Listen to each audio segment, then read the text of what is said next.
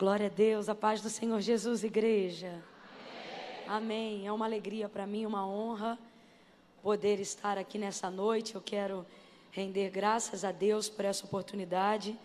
Eu tenho sentido a presença de Deus aqui nesse lugar e poder compartilhar de um culto de adoração a Deus com você é um privilégio para mim, viu?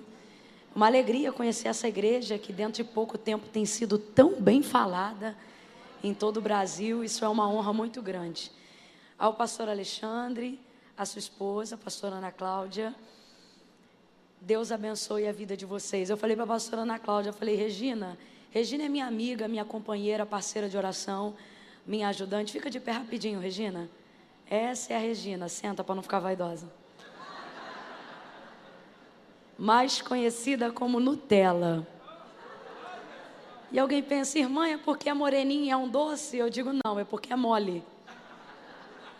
Igual Nutella. Não, brincadeira, é porque também é morena e é um doce.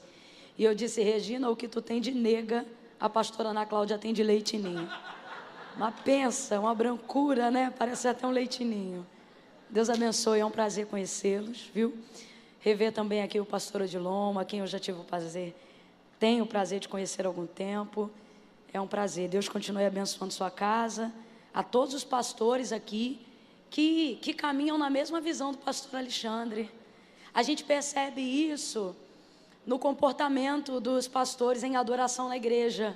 É o tipo de coisa que não dá para fingir que não viu, né? Deus abençoe, é uma alegria poder dividir a tribuna com vocês. E o pastor Alexandre, né, gente? Rapaz, eu nunca vi um branquelo com tanta ginga, meu irmão. Que parada é essa? Não é não? Eu tava ali assim, ó, assim, daqui a pouco eu fui soltando. Deus abençoe, pastor. Abra comigo a sua Bíblia, sentado mesmo como você está. No livro de Esther, capítulo de número 6. Enquanto você vai terminando de localizar o texto sagrado, eu sei que você consegue ser multifuncional, e eu só gostaria de aproveitar essa oportunidade para dizer que eu trouxe alguns materiais de DVDs, são DVDs de mensagens, e se você desejar adquirir, você pode estar fazendo isso ao término do culto. Eu acredito que em uma das saídas da igreja, nas duas ou uma só, alguém pode me ajudar? Os materiais ficam como? Naquela saída de lá, né? Então tá bom. Os obreiros podem fechar todas aquelas portas, vai todo mundo sair por lá hoje. Ninguém sai por ali, nem por ali. Mas enfim, os materiais estão ali, e se você desejar adquirir, vai ser uma bênção para a nossa vida. E eu espero que você faça isso, só se de fato, de verdade, você acreditar que vai estar levando para casa algo que possa acrescentar na sua vida espiritual, na sua alma. Às vezes eu sei que você é tão generoso, é tão generosa, que talvez você pense, eu vou levar para abençoar o pregador. Mas a sua maneira de me abençoar não pode gerar um prejuízo para você, porque isso não é bênção. E às vezes tem gente que é tão generoso, que diz, eu vou levar. Mas aí deixa dentro do plástico, coloca dentro da estante, exatamente como comprou. E isso não é bênção, porque a bênção não acrescenta dor nem prejuízo. Só é válido você levar se você ou for dar para alguém, ou se você for tirar do lacre e introduzir num audiovisual para poder observar o que Deus está falando com você. Entendeu? Eu tenho aqui 3 que eu vou falar rapidinho deles. Tem muitos outros lá, mas eu trouxe esses 3 aqui para poder falar de maneira especial, porque se você só puder levar um para casa, meu desejo é que você leve um, que seja de acordo com a sua necessidade, tá ok? Tem um aqui que o tema dele é assim: para quem não pode esperar. Para quem não pode esperar. É engraçado porque o tema já está bem declarado aqui, né? Vamos fazer aquele negócio, eu tive vontade de fazer igual a televisão, a gente fala para um lado e mostra o DVD para o outro. Para quem não... Cadê? Está funcionando? Não está, vocês estão ligados. Vocês não estão ligados. Olha lá, ó. Para quem... Ih, estão desligados, vou fazer no Raul Gil, então. Falando sério agora, para quem não pode esperar.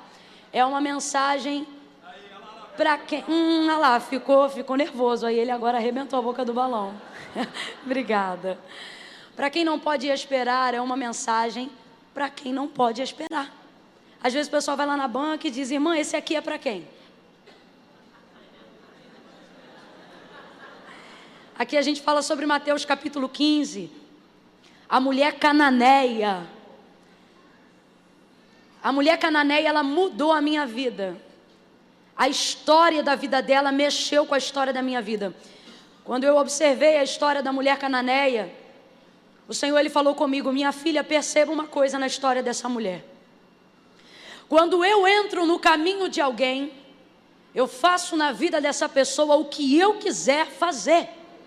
Porque o profeta Isaías, ele deixa isso muito claro, falando sobre o Senhor na primeira pessoa. Ainda antes que houvesse dia, Ele já existia. E não há quem possa fazer escapar das suas mãos. Operando o Senhor, quem impedirá? Ele acrescenta mais e ele diz: se o Senhor determinou, quem, pois, o invalidará?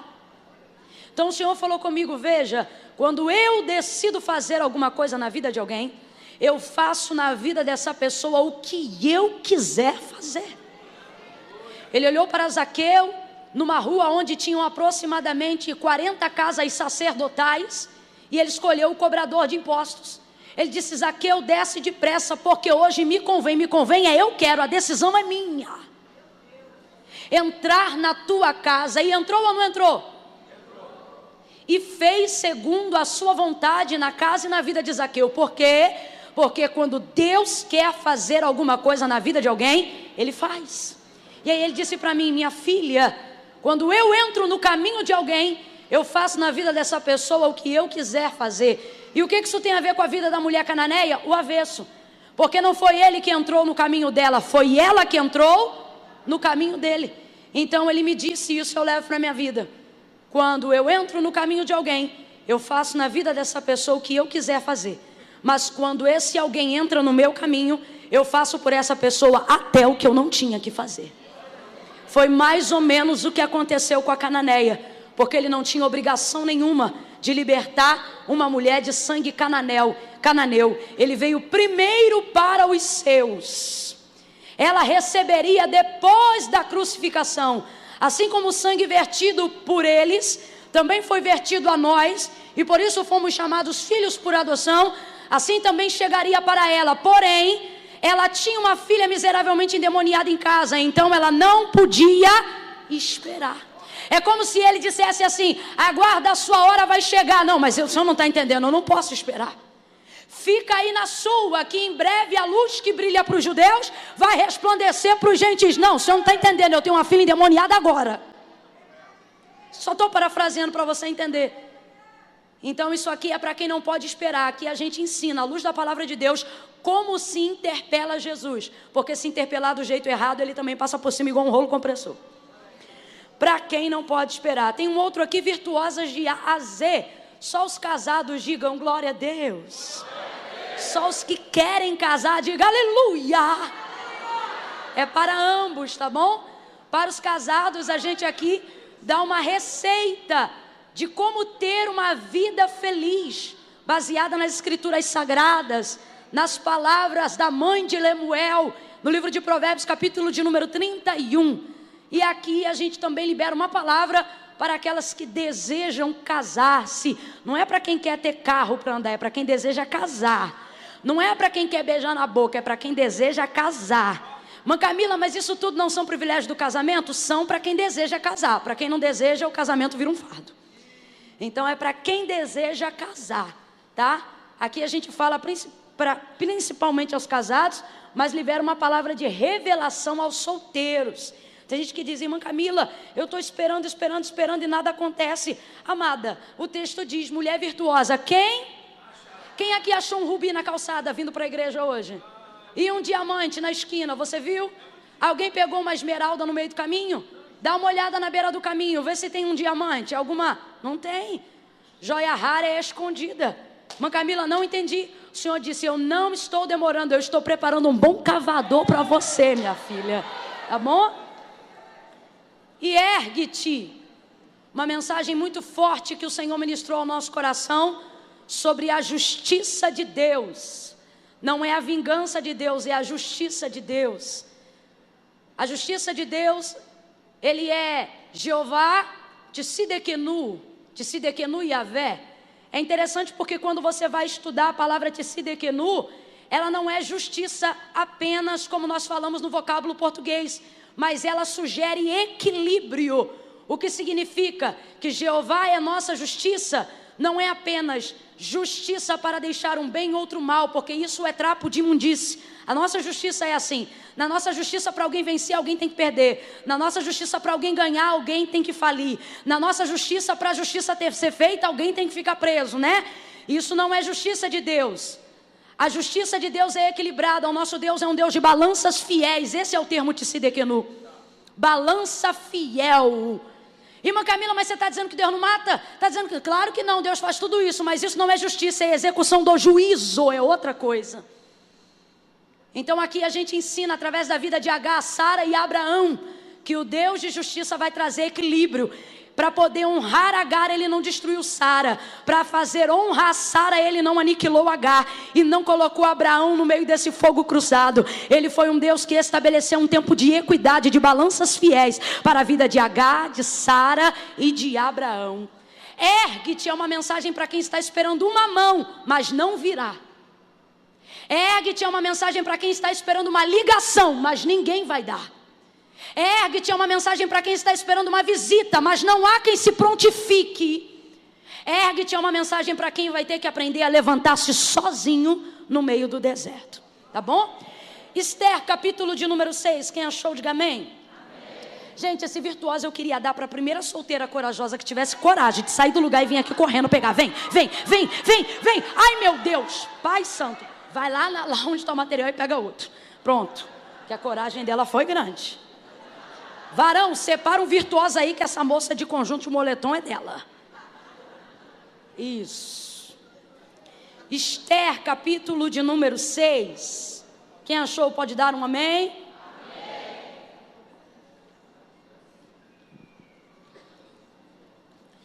Há 2 dias atrás eu estive com uma grande amiga. Nós tivemos a ideia de pregar uma mensagem juntas. É uma coisa que de vez em quando o Senhor nos dá uma estratégia para fazer. A gente escolhe um texto, estuda o texto junto e simultaneamente a gente prega junto. E há 2 dias atrás o Senhor confiou essa palavra ao meu coração e ao coração dessa amiga, a missionária Gabriela Lopes. E hoje, vindo para cá, o Espírito de Deus trouxe ao meu coração uma vez mais essa palavra e Ele disse que era para esse tempo. Oh, aleluia! Esther, capítulo de número 6. Nós vamos ler apenas do verso 1 ao 4. Quem achou, diga amém. Amém. Naquela noite, o rei não pôde dormir, de sorte que mandou trazer o livro das crônicas, os registros do seu reino, os quais se leram diante dele. Achou-se escrito então que Mordecai, ou Mardoqueu, tinha denunciado a Bigtã e a Teres, os 2 oficiais do rei, guardas da porta, que tinham conspirado para assassinar o rei Assuero. E perguntou ao rei: que honra e reconhecimento se deu por isto a Mardoqueu? E os moços do rei disseram aos seus servos: coisa nenhuma se lhe fez. E disse o rei: quem está no pátio? Ora, Amã tinha acabado de entrar no pátio exterior do palácio do rei para dizer ao rei que se enforcasse a Mardoqueu na forca que lhe tinha preparado. Disse o rei: quem está no pátio? Ora, Amã tinha acabado de entrar no pátio exterior do palácio do rei para dizer que se enforcasse a Mardoqueu na forca que lhe tinha preparado. Somente até aqui você pode dar um glória a Deus? Glória a Deus, aleluia. Esse judeu Mardoqueu, ele está de pano de saco, com cinza sobre a cabeça e posicionado já há algum tempo na porta do palácio real. Ele adotou esse comportamento porque houve um edito real para que viesse aniquilar o seu povo. À porta do palácio, ele buscava ter acesso com a sua sobrinha, que era a rainha, Ester, a quem ele tinha um relacionamento, que o parentesco era de tio e sobrinha, mas o relacionamento de afeto era como se fosse de um pai e de uma filha. E agora ele está juntando todos os seus esforços, seus sacrifícios pessoais, espirituais, colocando, trazendo em evidência, em toda a sua maneira de viver, uma estratégia do céu, uma resposta do céu, ao ponto que em dado momento, quando ele fica sabendo do edito e ele coloca isso diante de Ester, Hadassa, sua sobrinha, ele percebe que ela fica temerosa, porque só poderia se apresentar diante do rei quem ele fosse convidado, e Ester já não era convidada há um tempo diante da presença do rei. Temerosa, ela meio que não vai dar uma resposta de pronto e de imediato acerca de uma intervenção para a libertação, livramento do seu povo, dos judeus. E ele vai deixar muito claro para ela: olha, será que não aprove o Senhor te colocar aí dentro, para que você fosse um instrumento para que esse livramento acontecesse? Agora, todavia, Ester, fica ciente que se não vier de ti, de outra parte virá. Mas o Senhor dará esse livramento. Que homem crente, que homem de fé, que homem honrado. Este homem agora se curva diante de Deus. E não se curva diante deste homem que você observou no texto, considerado um homem mau. Eu me lembro que no momento do banquete em que Amã seria definitivamente desmascarado, o rei pergunta quem Ester convida, e ele diz: olha, chame aquele mau Amã. Amã tem a figura da malignidade dentro de todo o contexto histórico do livro de Ester. É ela mesma que coloca isso, e a gente observa isso pela maneira com que ele agia. Um homem que fazia uso da autoridade para desmerecer as outras pessoas. Um homem que era abusivo. Isso na verdade não é autoridade, é autoritarismo. E ocorria que todas as vezes que este Amã, que era um grão-viz, que era o segundo abaixo do rei, passava, as pessoas se curvavam. Mas o texto vai nos informar, a história vai nos contar, que Mardoqueu não se curvava diante de Amã. E isso foi lhe aborrecendo, foi lhe aborrecendo, a ponto de que Amã contratou toda uma engenharia, fez um projeto, colocou dentro desse projeto toda uma trama, arquitetou, literalmente arquitetou, tamanho, metro, tudo, planejou, a fim de enforcar este judeu, Mardoqueu, nesta forca. Enquanto tudo isto está acontecendo, enquanto faltam poucos dias para que uma perseguição se dê aos judeus, eles sejam mortos sem direito de defesa e tenham todos os seus bens despojados para os seus inimigos, enquanto Mardoqueu está vestindo pano de saco, trazendo cinzas sobre a cabeça, e Ester está entrando no período de jejum, a fim de também ser usada como uma ferramenta de livramento para o povo de Deus, para o seu povo, Amã está traçando todos esses projetos, e uma vez concluída a arquitetura de morte que ele tramou contra Mardoqueu, o texto diz que naquela noite, que antecipava a noite que Amã já havia determinado no seu coração entrar no palácio para poder comunicar ao rei o consentimento da morte do judeu Mardoqueu, o texto vai dizer que o rei perde o sono.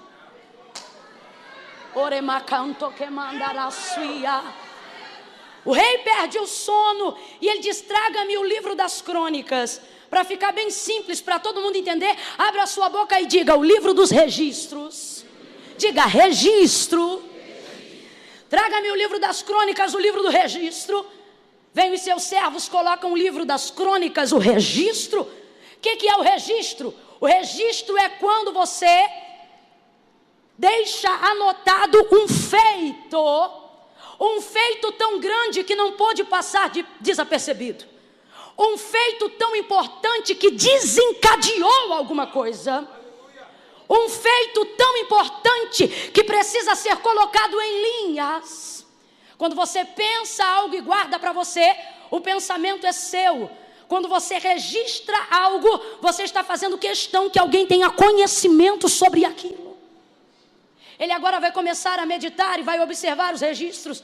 E de repente, olha que coisa interessante, não apenas nessa causa agora com o seu povo, mas muito antes, numa causa que não envolvia o povo, Mardoqueu já tinha a nobreza de promover livramento para um rei que não era da sua etnia. E o texto vai dizer que ele, ao observar aquele livro, percebeu que Mardoqueu havia denunciado e automaticamente desbaratado um estratagema de alguns guardas para poder assassinar o rei Assuero. Ele vai dizer aqui e deixar muito claro, ele denunciou a Bigtã e a Teres. Isso aqui é maravilhoso, é um homem de coragem. Quem denuncia tem que dar a cara para bater. É tremendo, é por isso que o rei deseja agradar-se da honra de Mardoqueu, porque Mardoqueu, ao denunciar alguém, não é o tipo da pessoa que pede para gabinete para dizer, eu ouvi dizer. Ele não é do tipo da pessoa que pede para conversar para dizer, olha, eu estou sabendo. Não, ele é o tipo da pessoa que diz, tem nome, tem endereço, eu ouvi, e pode botar o meu nome para dizer que sou eu que estou falando. Ele denuncia a Bigtã e a Teres e livra o rei de uma conspiração para assassinato. Eu não sei se você está entendendo, mas é uma pessoa, é um livramento que produz a uma pessoa que beneficia toda uma nação. Foi isso que Mardoqueu fez. Isso foi registrado. Um registro de um feito realizado em oculto. E por isso não gerou recompensa imediata, mas foi registrado. Ainda não foi recompensado, mas está. Ainda não foi publicado, mas está. Ainda não saiu no jornal, mas está. Teu pastor ainda não sabe, mas está. Teus filhos não viram, mas está. O Senhor te trouxe hoje aqui para te dizer, a honra que você faz em secreto gera recompensa em público. Aquilo que Mardoqueu fez vai gerar um registro real. Quando você abre a sua Bíblia no livro do profeta Malaquias, capítulo 3, verso de número 16, você vai ver Israel vivendo um tempo de apostasia espiritual. Eles estavam tão distantes daquilo que agradava a Deus, no que tange a entrega de ofertas e sacrifícios principalmente, que o povo via que a sentença não vinha de Deus. Então o povo começou a dizer entre si, olha, pode ser soberbo mesmo, porque não há paga para esse pecado. Quer saber? Pode viver desregrado como nós estamos vivendo, porque não há quem sentencie o que nós estamos fazendo. Deus vai usar a boca do profeta Malaquias para denunciar esse comportamento de Israel. Contudo, todavia, o versículo 16 vai dizer, mas diga aí, Malaquias, que todos aqueles que temem ao meu nome e todos aqueles que falam em meu nome, há um registro e um livro de memorial diante de mim, aonde está anotado o nome de cada um. O que Deus está dizendo é, para quem quer pecar, que peque. Para quem quer ver o circo pegar fogo, deixa pegar. Para quem está achando que não tem consequência, que continue fazendo. Diga apenas para os meus servos que eu tenho visto todas as vezes que eles mencionam o meu nome com temor. Isto está registrado, Malaquias. Pega na mão de pelo menos 2 pessoas aí, vai. Não segura de qualquer jeito, não. Segura com graça, meu irmão. Aperta a mão dessa pessoa e diga para ela, há um registro. Há um registro. Há um registro. Eu não vi, teu marido ainda não viu, mas Deus te trouxe aqui para dizer, está anotado nos meus registros reais os teus feitos. Oremandaca sobre ela. Há um registro, mulher. Há um registro, homem.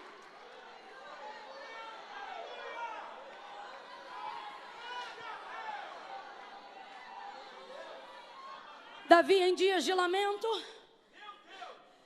vai cantar salmos que começam tristes, mas que terminam alegres. Porque enquanto ele ora e ele canta, ele vai se lembrando das coisas que Deus já o permitiu fazer. É mais ou menos como quando a gente começa a orar. Começa uma oração às vezes de lamento, mas parece que o Espírito vai trazendo a lembrança, né? aquilo que nos dá esperança, e a gente começa a lembrar e daqui a pouco cresce na oração, porque lembra que é um registro daquilo que aconteceu. No Salmo 56, lá pelo versículo 8, Davi está numa dessas canções, e ele vai dizer, ele começa chorando, e ele diz, mas porventura, ele não tem as minhas lágrimas que caíram num odre registradas no seu livro? Como é que tem lágrimas no odre registradas no livro? É porque para mim e para você é água salgada, para Deus cada uma é uma frase. Eu não sei para quem, mas Deus nos trouxe nessa noite hoje aqui para dizer, talvez nem você lembra, mas eu não tenho amnésia, diz o Senhor. Talvez você falha na recompensa de quem fez alguma coisa por você. Você evita até de fazer agradecimentos porque não lembra o nome de todo mundo. Mas eu não sou assim. Eu sei quantos fios de cabelo você tem na sua cabeça. Eu sei as causas que tem te levado a chorar.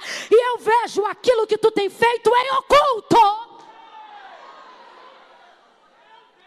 Todo feito em oculto trará de Deus uma recompensa pública. Não sou eu que digo, é o autor do registro que afirma, Mateus capítulo de número 6. Não façam como os fariseus. Ele vai dizer, guardai-vos de dar esmola diante de todos. Ele acrescenta, quando a tua direita fizer alguma coisa, não deixe que a esquerda suspeite o que a direita fez. Ele diz, quando tu fores orar, não vá às praças públicas, como fazem os fariseus. Quando tu orar, ora em secreto. E o teu pai que te vê em secreto, te recompensará em secreto. E o teu pai que te vê em secreto te recompensará publicamente. A recompensa pública é para quem pensa na recompensa pública? Não. A recompensa pública é para quem fez no secreto sem a preocupação de ser recompensado. Esses dias eu estava meditando um pouco sobre caridade e solidariedade. E ao observar o judeu Mardoqueu, o Senhor falou comigo. Ele não é apenas solidário, ele é caridoso. E aí quando você para um pouquinho para estudar sobre a diferença entre solidariedade e caridade, eu vou tentar descrever como se fossem duas pessoas. É mais ou menos assim. Se eu pudesse descrever como se fossem pessoas e alguém me perguntasse, me diga aí, irmã Camila, como é a solidariedade? Eu diria, a solidariedade é linda. É ou não é, irmãos? Sem ironia nenhuma, é ou não é? É. A solidariedade é linda, é amada, é popular, é carismática. E se alguém me perguntasse, e a caridade como é? Eu diria, ninguém sabe, porque ela não fala e nunca tira foto. Você consegue perceber a diferença de uma coisa e outra? Irmã Camila, você está dizendo que eu não devo ser solidário? Não, eu estou dizendo que o ser humano é solidário, mas o cristão é caridoso.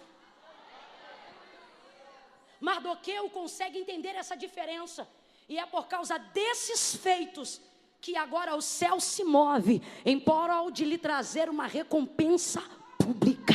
Eu não sei o coração de qual cristão a palavra de Deus veio acertar hoje, mas ele está indo ao encontro daqueles que desejam, para dizer, olha, eu vou te ensinar a ter prazer no secreto, eu vou te ensinar a ser honrado quando ninguém está vendo, eu vou forjar o teu caráter dentro de um quarto de porta fechada, eu vou te tirar uns dias da rede social para te ensinar a observar segredos que não podem ser publicados a lugar nenhum.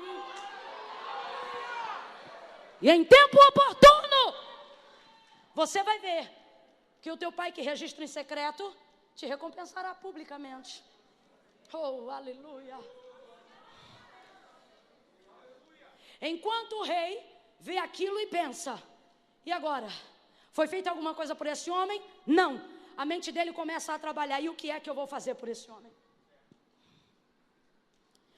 Porque quem serve com honra, recebe honra, irmãos.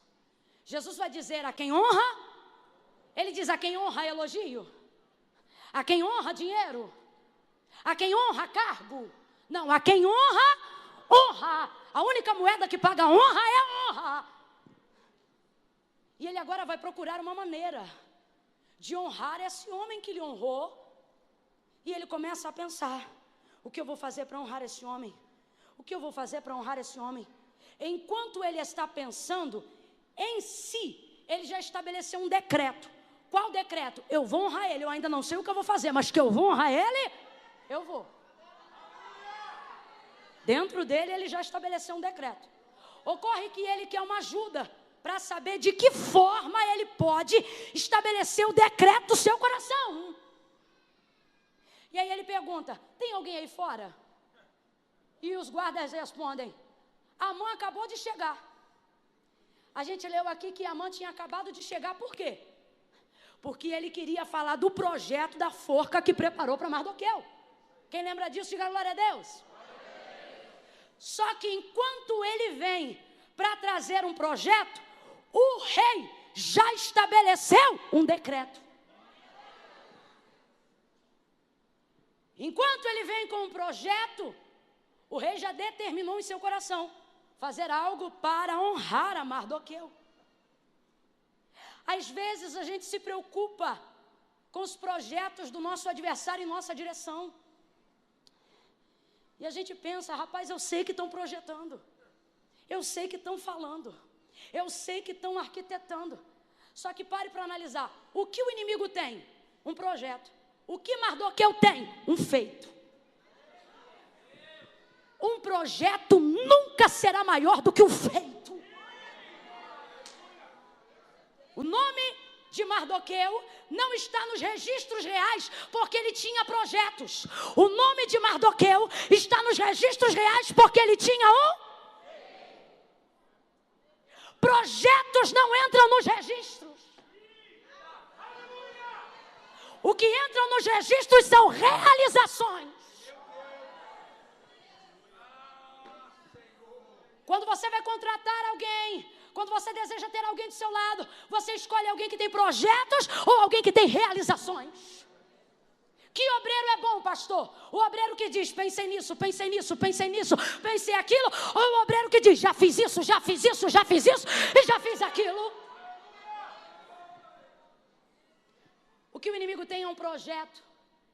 O que Mardoqueu tem é o projeto não libera decreto, mas o feito estabelece o decreto. Amã vem entrando com um projeto, só que ele vai dar de frente com um decreto. Quando Ecabada sebre com Manaio, se eu fosse você, eu já estava glorificando, porque eu não sei se você está entendendo, mas Deus te trouxe nessa noite de domingo para te dizer: não temas os projetos, eu estabeleci sobre a tua casa decretos que vêm antes dos projetos que o teu adversário projetou. Veja,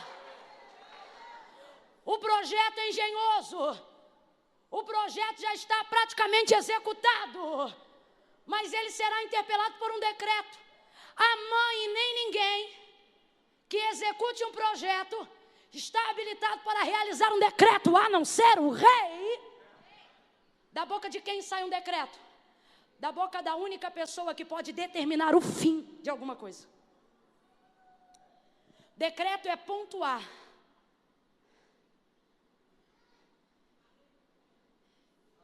Quem determina o fim de uma novela nunca é o protagonista. Menos ainda o coadjuvante. Por mais que sejam participantes de tudo que está acontecendo. Só pode determinar o fim quem tem o controle do começo. A quem pertencem os decretos? A pessoas que têm autoridade para determinar como vai ser e que homem na terra pode determinar o fim? Só tem um. João até se espanta, porque ele está muito diferente de quando o viu caminhar sobre a terra. Ele cai no capítulo 1 do verso 8 de Apocalipse. Caindo como morto, ele pensa, quem é esse? Mas ele diz, João, sou eu. Ele não diz nome, por quê? Porque João conhece, só não está lembrando, porque está muito diferente. É como se o coração de João perguntasse na revelação do Apocalipse, eu quem? Ele diz, aquele que tem a chave de Davi. Não sei se você entende, mas a chave de Davi é a porta do começo, da linhagem real, de onde tudo veio. Mas ele não diz apenas no capítulo 1 do Apocalipse. João vai mencionar o seu encontro com ele em outras ocasiões. E ele vai dizer, quem sou eu? Eu sou o Alfa, o começo. E é quem? E o fim. O ômega, você está entendendo? Tem pessoas que entraram hoje aqui atemorizadas com os projetos, mas Deus te trouxe aqui para lançar fora todo medo, porque Ele está dizendo, os projetos do teu adversário não são maiores do que os decretos que eu estabeleci para a tua vida quando vi os teus feitos. Se é para aplaudir, aplaude com vontade, na certeza de que há decretos de Deus estabelecidos para a tua vida desde o dia que Ele te criou. Oh, aleluia!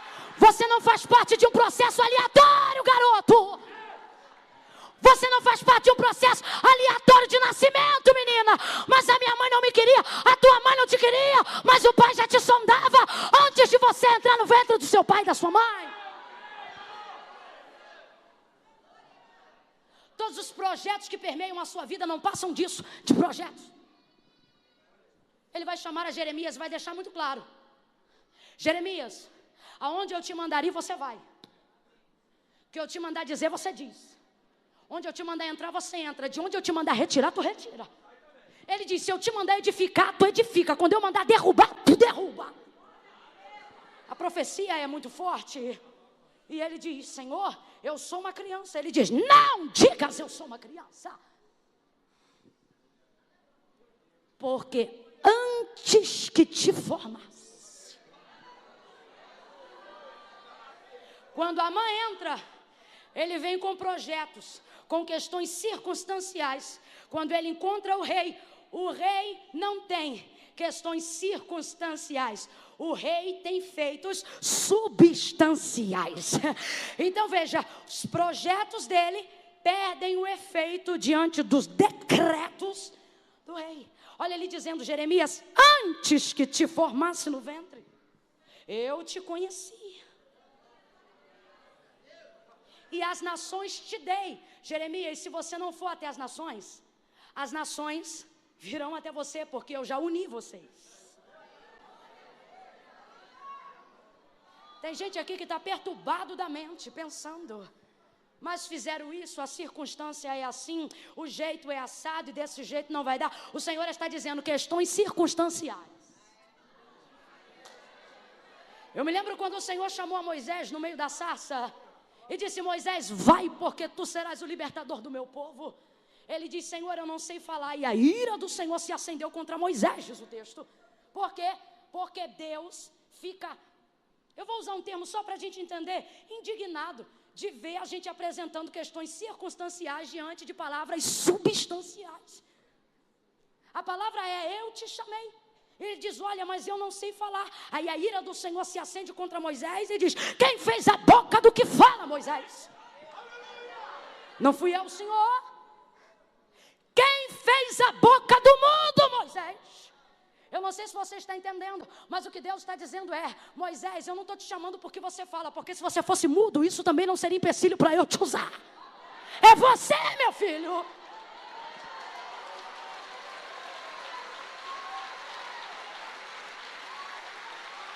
Eu já decretei, eu já estabeleci, ainda antes que houvesse dia, ele já existia, e não há quem possa fazer escapar das minhas mãos, mas eu estou devendo, e não há quem possa fazer escapar das minhas mãos, mas estão me perseguindo, e não há quem possa fazer escapar das minhas mãos, mas o meu marido não é crente, e não há quem possa fazer escapar das minhas mãos.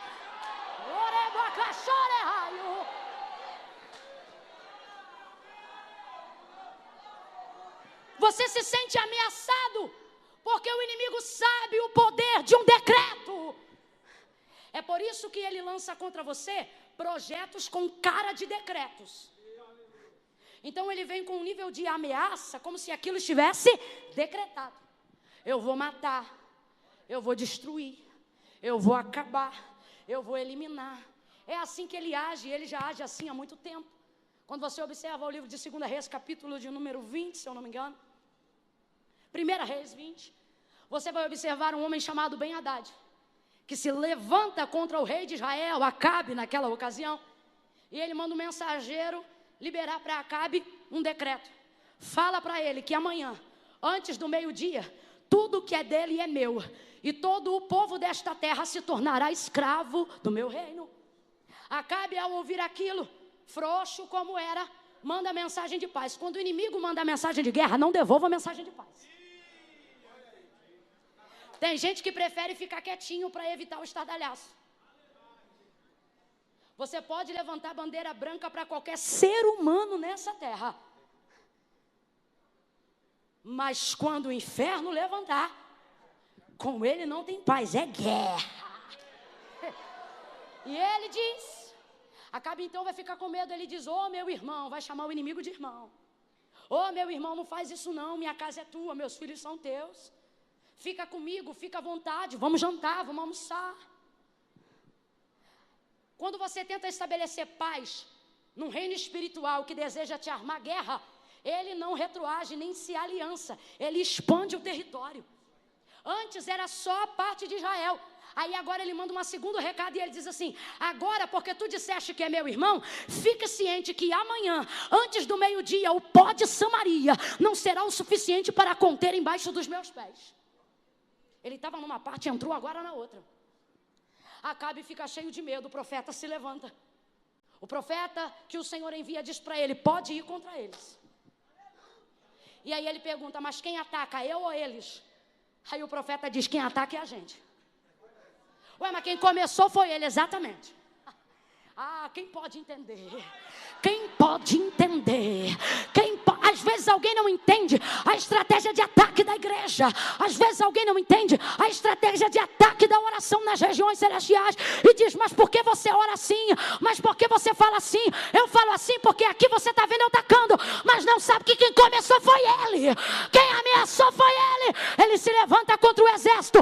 E o texto diz que o Senhor entrega os assírios na mão de Israel.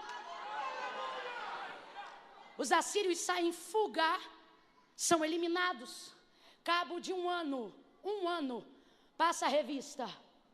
Levanta-se o exército de novo para contra-atacar Israel. E eles diziam, dessa vez nós venceremos. O texto diz que os assírios enchiam a terra, enquanto Israel se locomovia como 2 montes de cabras. Agora nós vamos vencer. Olha a palavra dos assírios. Da última vez que eles nos venceram no monte, porque o Deus deles é Deus de monte. Mas agora nós vamos encurralá-los no vale. Quando você está do lado de quem estabelece o decreto, o lugar não importa. Eles dizem, vamos guerrear no monte. Vamos guerrear no vale, porque o Deus deles é de monte. Eu lembrei, o Deus deles é de monte. Elias orava no monte, respondia fogo do monte. Lembrei, o Deus deles é de monte. Encurrala eles no vale, porque lá a gente acaba com eles. Encurralaram no vale os 2 montes de cabra. Acabaram com o exército dos assírios que enchiam a terra. Eles fugiram que nem criancinha correndo para o colo da mãe depois do tombo. 2 montes de cabra. Por quê? Porque não importa a quantidade quando eu estou do lado de quem estabelece o decreto. Não importa o lugar quando eu estou do lado de quem determina o fim. Você está entendendo o decreto como quem determina o fim? É isso que Deus está dizendo para você hoje aqui. Porque tu teme os meios, se eu sou o dono do fim. Eu sou o dono do fim. E os assírios vão correndo dizendo, corre! Por quê? Porque o Deus de monte também é Deus de vale. O Deus de cima também é Deus de baixo.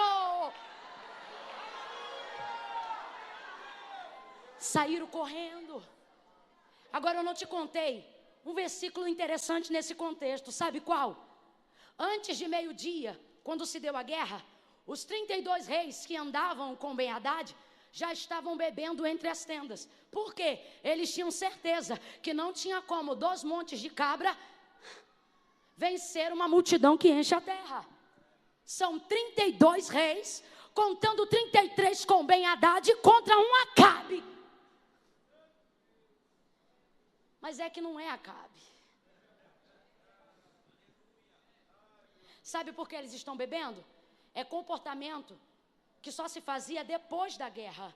Mas eles têm tanta certeza de que não tem como perder, que eles já bebem antes. Olha para o teu irmão, fala para ele: o inimigo está bebendo antes. Enquanto ele encharca a cara de vinho, aonde há contenda,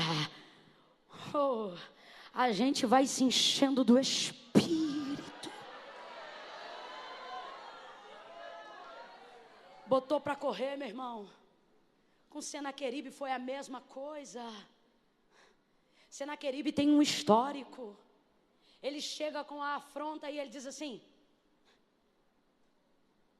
o que vai ser feito de vocês é o mesmo que eu fiz. Diga, aonde estão os deuses de Ramate? Aonde estão os deuses de Arpade? Aonde estão os deuses de Sefarvaim? Aonde estão os deuses de Rena, os deuses de Iva? Ele traz um currículo, rapaz, um histórico de quem ele já destruiu. Só que dessa vez ele está em Jerusalém. Ele quer entrar em Jerusalém. Aqui não tem Deus de Ramate. Aqui não tem Deus de Rena. Aqui não tem Deus de Iva. Aqui não tem deuses estranhos como em Samaria. Aqui só tem um. Oremacanasémbria.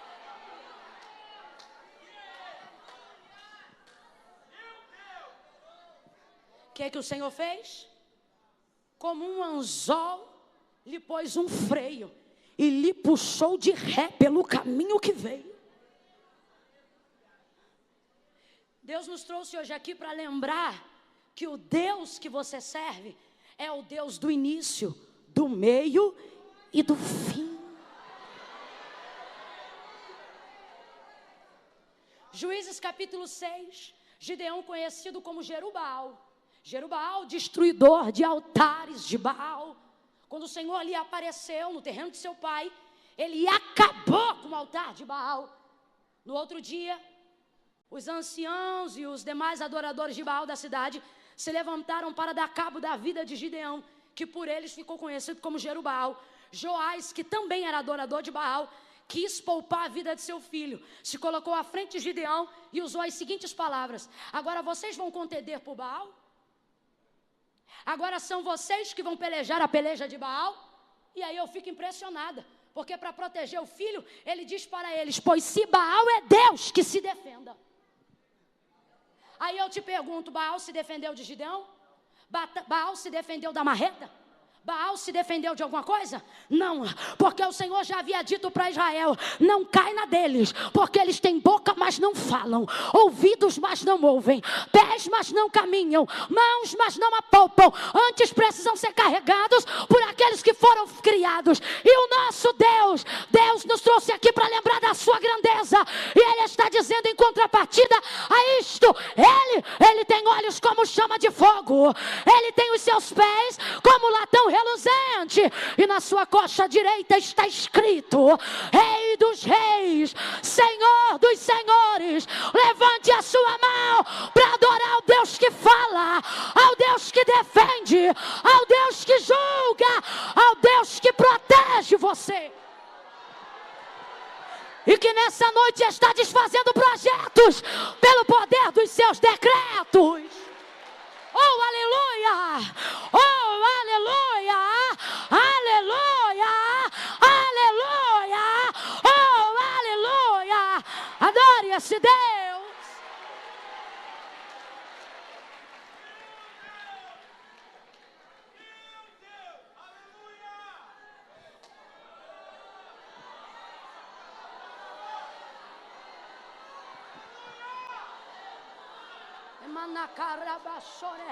Cadê o menino daqui que estava tocando teclado? Rebara sebre com marachuia. Camanda sebre. Ai, reba soreha. Recamana soreha. Rebada soreha barasuia.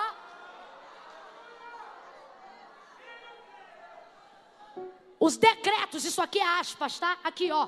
Os decretos que o teu adversário arquiteta contra você não passam de projetos.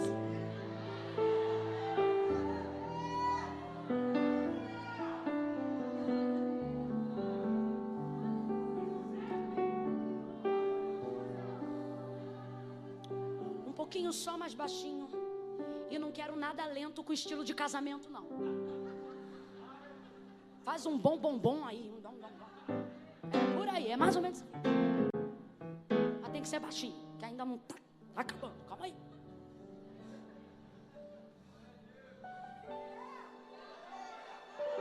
Veja como todos os projetos de Amã contra Mardoqueu foram frustrados, porque decretos suplantam projetos. Ele pergunta para Amã: Amã, o que o rei faria a alguém cuja honra lhe agrada? Ele pensa: certamente sou eu. Faz o seguinte: coloca a sua coroa nele, veste com as vestes reais, faça ele montar no seu cavalo real e coloque para puxar a rédea do cavalo um dos príncipes maiorais. Eu vou deixar esse parêntese para outro dia, quando o príncipe puxa o cavalo. Mas essa foi a ideia de Amã, porque ele pensou: a quem mais o rei honraria além? Esse é o problema dos Amã, eles acham que isso eles faz tudo isso. Então a Mardoqueu, vai lá e cuide que nada do que tu disse caia por terra, porque assim se fará o homem cuja honra o rei se agrada. Coloca Mordecai no cavalo, coroa, veste real, e Amã segura a rédea do cavalo. O maior príncipe do reinado de Assuero. Vai ele puxando o cavalo, e sabe qual é o problema? Ele tinha que anunciar periodicamente o respaldo da honra. Ele segurava a rédea do cavalo, dava mais ou menos uns 10 passos, parava e dizia: assim se faz ao homem cuja honra o rei se agrada. Dava mais uns 8 passos e dizia: assim se faz ao homem cuja honra o rei se agrada. Dava mais alguns passos, e sabe o que ele tinha que fazer? Eu não sei se isso começou às 4 da tarde, mas se começou, não terminou antes das 6. Porque ele teve que andar por toda aquela província anunciando isso. Assim se faz ao homem cuja honra o rei se agrada. Assim se faz ao homem cuja honra o rei se agrada. Assim se faz ao homem cuja honra o rei se agrada. Assim se faz ao homem cuja honra o rei se agrada. Assim se faz ao homem cuja honra o rei se agrada. Irmã, que coisa linda! Eu quero essa coroa, também quero veste, eu quero cavalo e o anúncio do príncipe. O Senhor está dizendo: a coroa é boa, a veste é linda, o cavalo é imponente, mas tudo isso é nada sem o anúncio. Por quê? Porque o anúncio respalda a indumentária. É assim que fala, indumentária? Indumentária. Sabe por quê? O anúncio traz todo o respaldo daquilo que está sendo feito. Às vezes a gente dá valor demais à veste. Só que deixa eu lhe dizer uma coisa: toda a indumentária, toda a veste sem o anúncio não é honra, é fantasia. Você sabia que bobos da corte também usavam tecidos reais? Porque eles precisavam contracenar algumas cenas da família real. Conta a história com H mesmo, tá? História arquivada, registrada. Que bobos da corte também têm acesso a tecidos reais para construir as suas fantasias.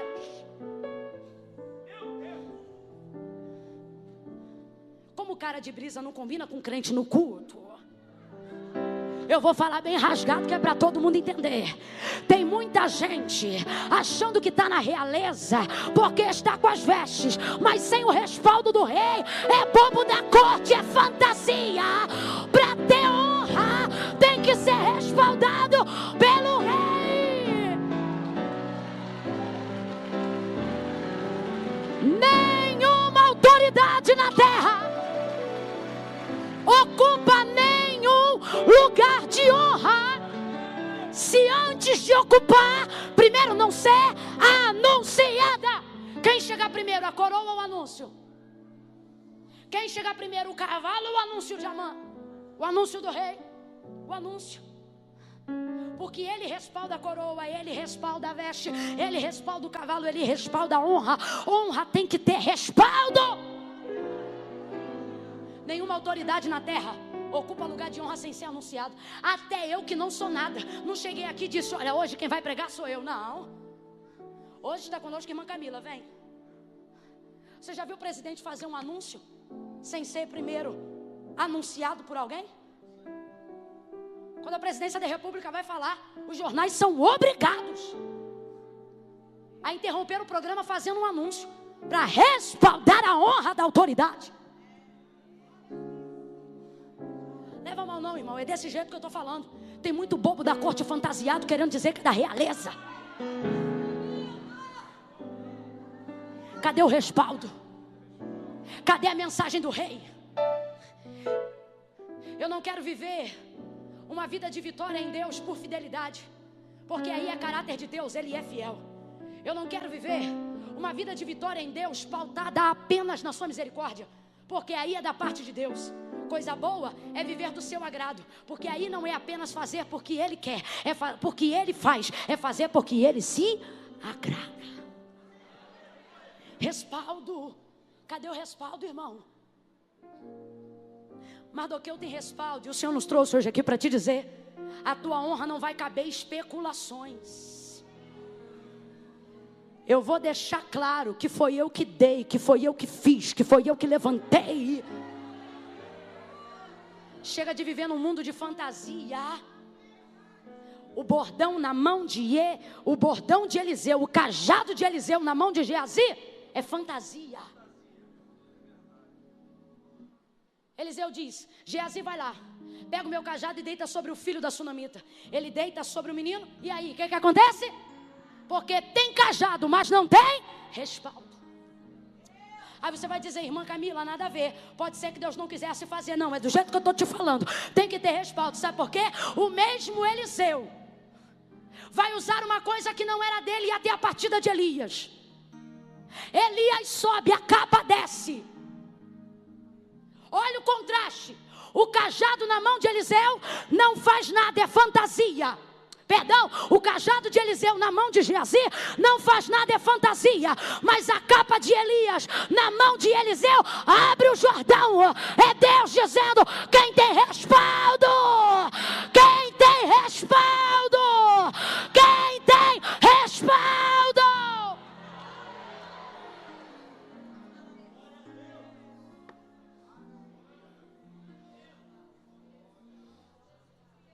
Você vai ver um Mardoqueu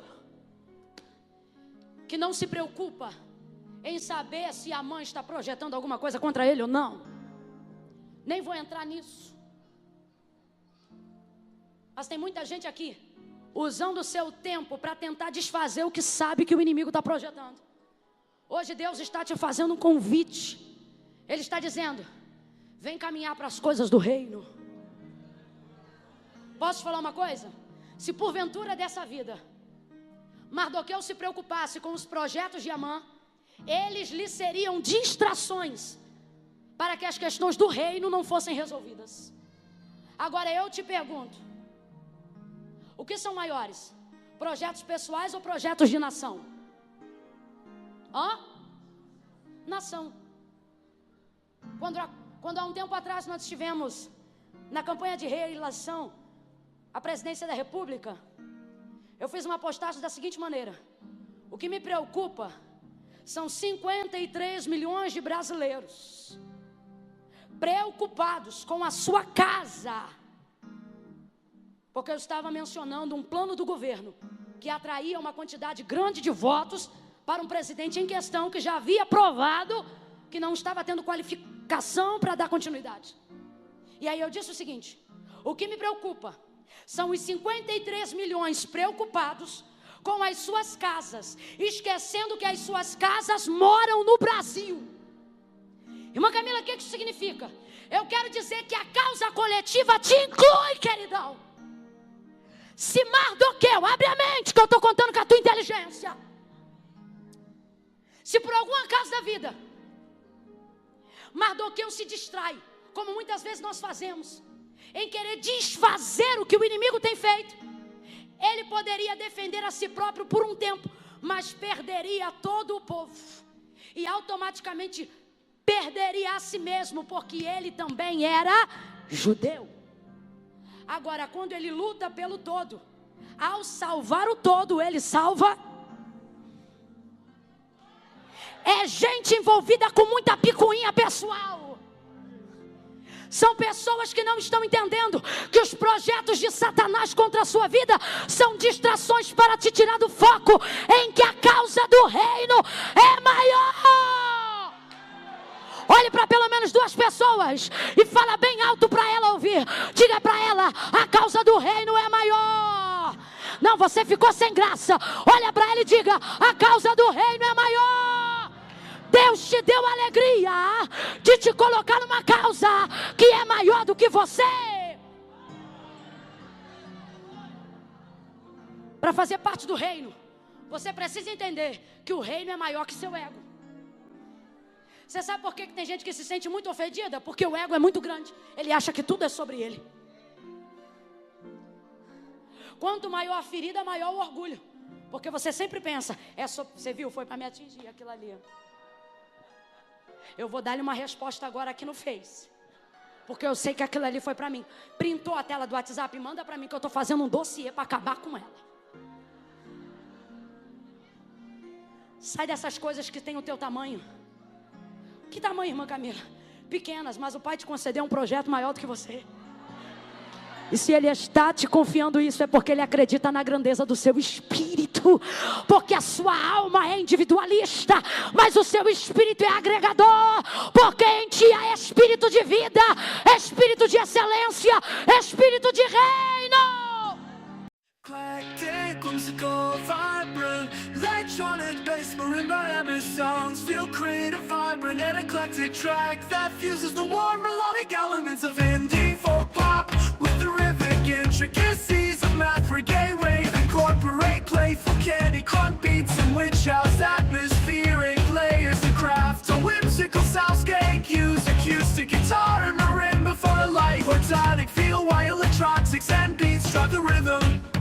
The overall composition should evoke a sense of joy and exploration, merging genres in a way that feels both innovative and accessible. Focus on creating catchy melodies and engaging sound textures that invite listeners on a sonic journey, tapping with dynamic shifts to maintain interest, Stop